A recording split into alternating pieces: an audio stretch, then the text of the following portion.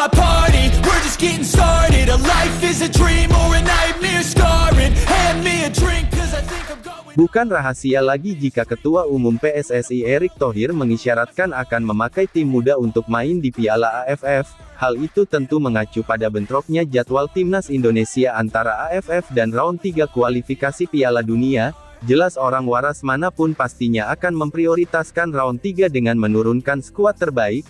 Akan tetapi sepertinya masih ada beberapa pihak yang cukup menyayangkan keputusan PSSI, terutama soal mengirim tim muda. Selain tentu saja tim-tim tetangga yang selalu nyinyir, Presiden AFF, Hifz Ahmed, sepertinya juga cukup keberatan, kendati di satu sisi ia sangat paham situasi dari Timnas Indonesia, karena bagi PSS yang pastinya fokus pada Piala Dunia, dan yang pasti 99% masyarakat Indonesia setuju, kalau sekarang ini round 3 kualifikasi Piala Dunia 2026 adalah prioritas bagi Timnas Senior.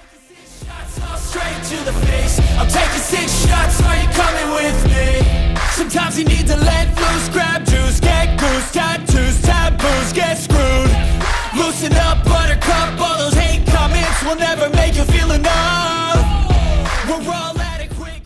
Ngomongin soal Piala AFF yang jadwalnya bentrok sama kualifikasi Piala Dunia, membuat PSSI harus benar-benar bijak untuk membuat keputusan. Sebab bagaimanapun Piala AFF ini bisa dibilang penting, karena sejauh ini Indonesia juga belum pernah menjuarai turnamen tersebut, dan bahkan ada yang bilang kalau mau tembus Asia minimal kuasai dulu AFF, tapi ada juga yang bilang tidak perlu juara AFF asal bisa rutin main di level Asia sudah prestasi terbaik, jangan sampai kayak Singapura 4 kali juara AFF, tapi gak pernah tembus Piala Asia melalui jalur kualifikasi. Kira-kira narasi seperti itulah yang banyak muncul, dan itu beneran terjadi, terutama di momen-momen seperti ini.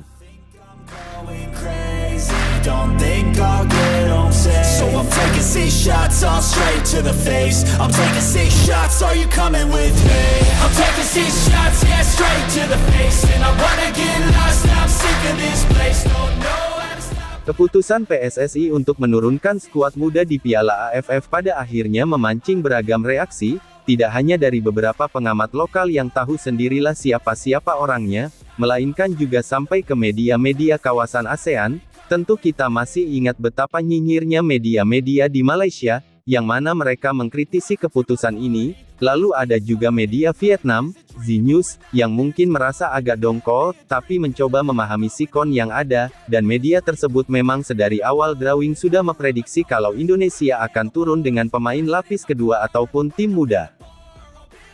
Mengingat jadwal AFF bentrok dengan round 3 kualifikasi Piala Dunia, Timnas Indonesia kemungkinan besar tidak memiliki kekuatan terbaik, lantaran Piala AFF tak masuk dalam kalender FIFA, karena itu klub bisa saja menolak melepas pemainnya untuk membela timnas, tulis Z News. Video. Berkaca dari reaksi yang ada, memang harusnya mereka memahami kalau situasi ini enggak mudah buat PSSI, lagi pula Piala AFF ini tidak masuk kalender FIFA, jadi tidak ada salahnya jika PSSI mau menjadikan ajang ini sebagai ajang trial atau sebagainya. Bahkan Thailand aja pernah mengirim tim B-nya untuk main di Piala AFF, dan ketika itu kok enggak ada yang protes, giliran Indonesia dijulitin mulu. Akan tetapi wajar saja melihat bagaimana sekarang Timnas Indonesia banyak diisi pemain Eropa, secara tak langsung pihak AFF pun juga ingin kompetisi ini levelnya terjaga. Namun di satu sisi Presiden AFF, Hifz Ahmed, kendati kecewa juga berusaha untuk memahami sikon yang ada, mengingat Indonesia sendiri tentu juga enggak akan bisa tampil full squad, karena pasti pemain-pemainnya terutama yang abroad tidak akan mendapat izin klubnya. Sejujurnya kami sangat kecewa menerima berita dari PSSI, tapi kami sepenuhnya memahami dengan situasi yang terjadi dengan tim Indonesia, meskipun di satu sisi kami juga akan merindukan melihat timnas Indonesia tampil dengan kekuatan terbaik, kata Hifz Ahmed dalam pernyataan yang dirilis AFF.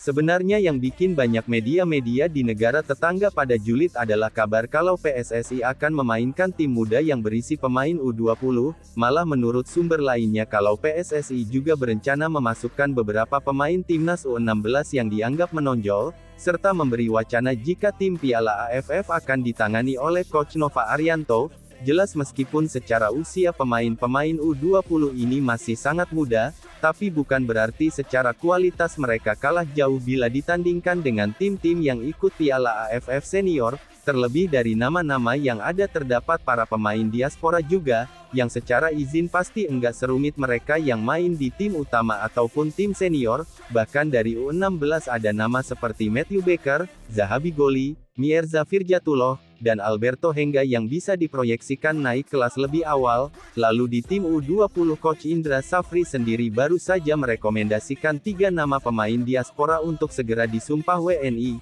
yang mana mereka adalah Dion Marks, Maures Mohinoke, dan Tim Gay Pence. Wake up in a bar, I'll be a superstar. Just on my avatar. This world is so bizarre. Empty out the reservoir. Yeah. Pada intinya wacana yang digaungkan PSSI ini tujuannya baik, dan Piala AFF memang seharusnya menjadi ajang pembuktian bagi para pemain muda secara khusus, sebab jika ada potensi yang bagus di tim muda pastinya Coach Shin sendiri akan mempertimbangkannya untuk masuk ke timnas senior, dan kami yakin kalau pemain-pemain yang disebutkan tadi punya potensi untuk jadi pemain masa depan timnas Indonesia, lagi pula jika di Asia aja kita berani tampil dengan skuad termuda, masak si di Piala AFF gak berani? Logikanya kan seperti itu. Sekali lagi ini bukan meremehkan ajang Piala AFF, tetapi bukankah Piala AFF memang jadi ajang paling pas bagi para pemain muda untuk mendapatkan pengalaman kompetisi di level internasional? Beda ceritanya kalau Piala AFF ini kompetisinya resmi masuk kalender FIFA, ditambah negara macam Australia atau negara-negara yang sudah menyatakan minat gabung AFF seperti India, Turkmenistan, Kirgistan, dan Tajikistan bisa bergabung, yang pasti timnas Indonesia akan tampil dengan kekuatan terbaik.